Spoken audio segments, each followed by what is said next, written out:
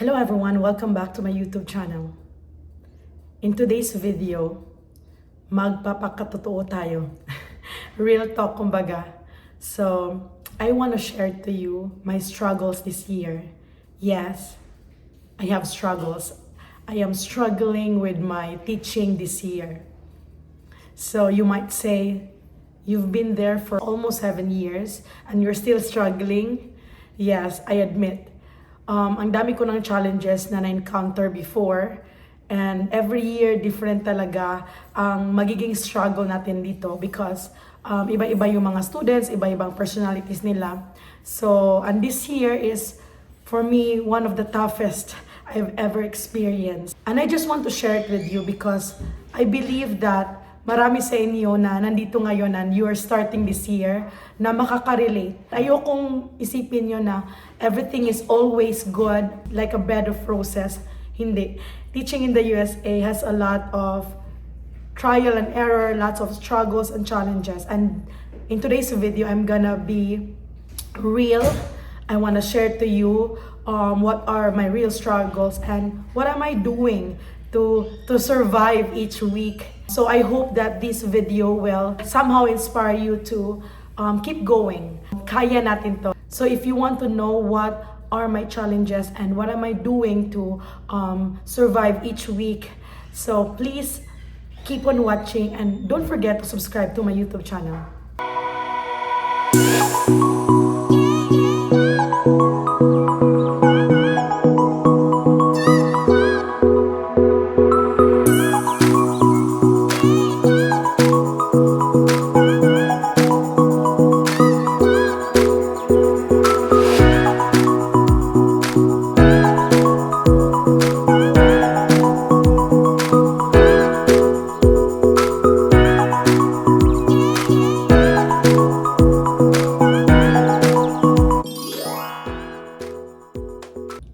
So this year, as you all know, I am teaching kindergarten. I have been teaching kindergarten in my current school for almost 3 years. So the first year, I only have like 16 students. So imagine 16 students, ang dali-daling i-manage talaga.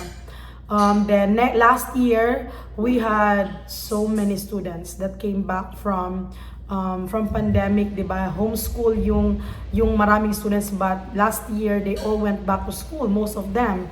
So I started with 35 students. Tapos I ended the year with 30 students.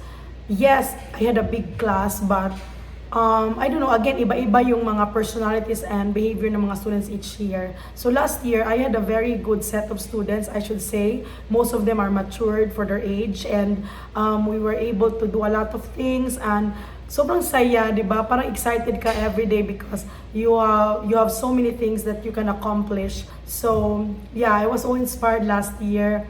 It was really a great year. Though may mga challenges pa din na, but very minimal now. This year. So I was excited also to start this year. I thought that it will be different because we are now 4 teachers in our team. So hindi na kami nag-start ng 35. So we actually started around 25 students, which is not bad, di ba? Currently, I only have 26 students. So based on my number, you would say, so mas madali siguro compared last year. Pero iba kasi this year, I have many students who have challenging behavior issues. So ang problema kasi, since I'm handling kindergarten, may mga students na dumadating sa classroom mo na wala silang IEP. IEP is a document for those students with special needs. So may mga students ako this year na nasa classroom ko na mayroon silang mga special needs, pero wala silang mga IEP. Kasi, depende, iba-iba yung reason. Yung ibang parents is, they don't want to avail that. They think that hindi kailangan. Or yung iba is, they were not able to do it because of a lot of reasons. Kasi nga, having the IEP is not as simple as it sounds. It needs to have evaluation, it needs to have lots of doctor visits and specialists. If the kid has an IEP in kindergarten, may maraming dinaanan ng mga processes ang parents before getting that IEP. So, So this year, basically, I only have 26 students, but ang dami kong behavior issues, behavior problems in my classroom, and I also have early kinders and all of that.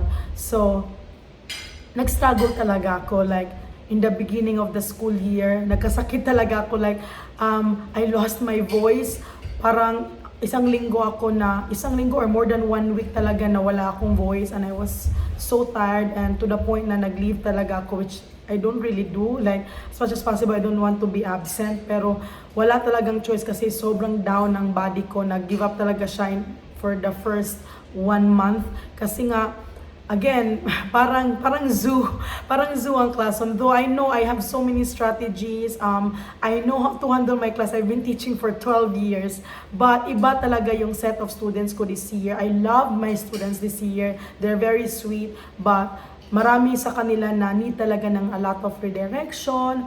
I need to teach from the very basic na how to sit down, how to listen, and all of those things. So, mahirap, like, this year, parang na-question ko my ability as a teacher, kung alam ko ba talaga magturo, di ba? Kasi nga, sometimes when you are talking and teaching, like, literally, they will not listen to you. I don't know if you can relate to me. So, I am in my vulnerable state right now. I'm telling you everything that I'm encountering. And you are not alone. If you are in the same position as I am, you are not alone. Especially sa mga bagong teachers nandito sa US. Pagdating nyo dito, super excited kayo. But when you arrive, ito pala yung may experience ko. May mga students talaga na hindi nakikinig, and seems that they don't really, walang respect, and then walang, ang hirap even to survive a day. Pero yeah, so this is reality. But mayroon bang light at the end of this tunnel? Yes, meron. So ngayon, I'm gonna try to share to you what I'm doing. So I'm not saying the same pa din yung struggle ko. I should say after the first quarter, talaga yung naging improvement ng mga students ko because of what I am doing. So I'm gonna share to you. And again, I'm not saying na perfect na, okay na, every day still a struggle, but compared to the beginning, medyo okay na. So this is what I'm gonna share to you. The first thing that I did was documentation talaga. So, documentation is really important. Anecdotal record is really important. Kahit a simple notebook lang na dala-dala mo everyday, lahat ng mga behavior, instances, issues na nangyayari sa classroom mo, ilagay mo, time, date, anong ginawa ng bata, anong ginawa mo na actions. Make sure that you have all of those things documented, and even as simple as they will say no to you, like being defiant, write it down. Write down the instances when they throw a fit, or they did not finish their work, or they run around the classroom. Those kind of things, write it down. It's important because when you ask for parents' help or even the school support, they will always ask, do you have documentation? Is this behavior consistently happening? So documentation is really important. This will back your story. So instead of just saying, nahihirapan ako, may problema ako, isa or dalawa sa mga students ko, yes, they will listen to you, pero mas importante na may backup ka na written report. Those days na may mga behavior problems or challenging behavior yung bata, ilagay mo talaga. Separately dapat siya, hindi pwede na general yung pagre-report mo. So, if student A is not doing his work, being defiant, throwing tantrums, separate dapat yung record niya sa student B kasi iba-iba sila ng issue, di ba? So, having this documentation will help you when you go to the next step. So, the next step after you gathered all your documentation, then you will need to seek support from parents.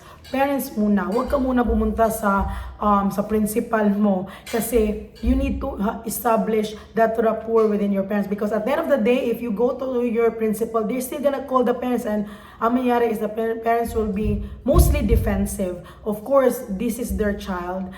Mas mapaniniwalaan nila yung anak nila kaysa sa iyo, di ba? Pero may mga parents din naman na very open, but important talaga na tumawag ka, ask and seek for parent support. So, in my case, meron naman akong daily behavior calendar. So, parents are actually aware what's going on in my class. But iba pa din kung makakausap mo yung parents. So, you can set an appointment So you can talk face to face, or you can just even do a phone call will do. So you tell the parents, what do you observe? Always do sandwich method. Wag mo nang puro negative. Always highlight what positive things you see to their child. By doing that, mag-warm up yung parents sa'yo. Hindi siya sobrang defensive. Now, you tell your parents the things that you notice, of course, based on the documentation that you have. So this is very important, ha?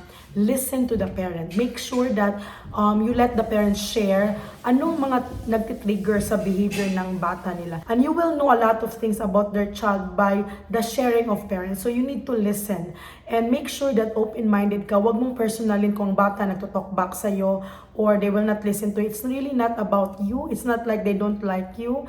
It's really on how they're at home. So because, ilang months mo palang nakilala yung bata and you were together for just short time, pero yung bata galing sa bahay, mas maraming taon na nag-spend siya doon, and then it's really a reflection on how they were raised, on how the parents trained them to do certain things. So it's important that you build that rapport with parents, and once you get their support, it's easy na lang to do the other steps. So the third step is, of course, you seek support from your school.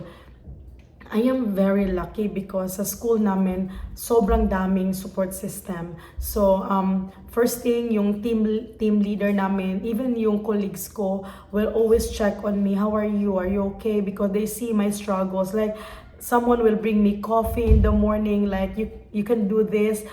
Simple notes, and then even other teachers that know my struggle will just come to my classroom and say, if you need help, please call us. All those things. So I have all this amazing support from colleagues and even from the administration. My principal will just check on me. Are you okay? Remember, we are here for you. So just write down your documentation, send it to us, and we will set a meeting. So right now, I have a support from our behavior specialist. Every day they are doing check-in, check-out for my students who are really struggling behaviorally. So they go to them and they have set expectations. Mayroon silang parang paper na sinasignan. So parang simple as happy face, sad face for every scheduled block I have in the day. And then by doing that, meron akong kasama, meron akong partner. I'm not the only one talking to the child, building that relationship. So yes, now we're following PBIS in our school. We don't really, punish students. So as much as possible, I don't take out recess. I don't do that. I don't let the kid face the wall. Walang ganon. So it's more on reinforcement. Though we give a lot of rewards like getting stickers. If they get 5 stickers, then they get to go to the treasure box. They get tickets where these tickets will be in a raffle draw at the end of the week, and they will get prizes from the office. So those kind of things. So having that support system in your school, make sure that you have that and you seek help talaga, because you are not alone. You are not an island in a school. You need help from the people around you. And I'm lucky because I am in a school wherein sobra talaga silang supportive when it comes to behavior problem, challenges. So may mga tao talaga na naka-assign to talk to students, to follow up on students. And at the end of this, to summarize everything that I'm doing, I am building relationships. So I am trying to build relationship with my students who are really struggling. I always put it in my mind that it's not really about the child, and they're not doing it intentionally just because they hate me. Sometimes it's really funny because after a long break, because we had our 2 weeks break, one of my most challenging students talaga in terms of behavior told me, I miss you, Miss G. And it's like, na-teary-eye talaga ako because sometimes this child really makes me question my skills as a teacher. But he told me, I missed you, Miss G, during those 2 weeks break. So you just don't realize that you are making a difference to the life of this child. Is what I'm experiencing right now. And even another kid na may challenging behavior din, in the middle of, I'm talking to my students like, you're not listening to me, and that hurts my heart that you are not listening, and you always say that you like coming to the classroom, but you're not listening. I'm in the middle of that, then he will just shout, I love you, Miss G. So those kind of things, you will realize that teaching is hard, but it's totally worth it. So if you are in my situation na nagsastruggle kayo, you can do this. We can do this, okay? So just keep on moving. I've been here for more than 6 years, and I can say na every year iba-iba yung challenges, but at the end of the year, totally worth it talaga kasi you will learn a lot and you will improve, not just professionally, but also as a person, that at the end of the day, you don't need to be the smartest person in the room, but if you will just put your heart into what you're doing, you will reap the reward. And every year, I see parents showing me love for what I do with their child, and they will always tell me like, you will still be the teacher of my next child. Like all these comments that I receive from parents at the end of the year made me realize I am in the right place. I'm doing something meaningful in my life. So yes, that's all for today's video, guys, and thank you so much for watching until the end of this video. And I want to thank you for all your support, and I hope that I would be able to see you.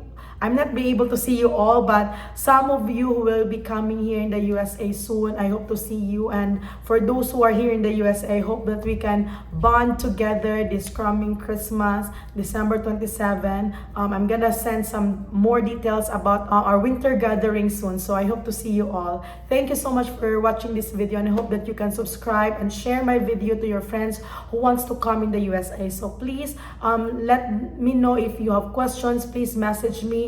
The easiest way to contact me is by following my page, Alisa Lifestyle Vlog. You can send me a message, or you can join Filipino Teachers Unite in USA. I'm always there posting new information and also posting videos from my YouTube channel. So that's the easiest way to contact. Thank you so much, everyone. I hope to see you in my next video. Bye, guys.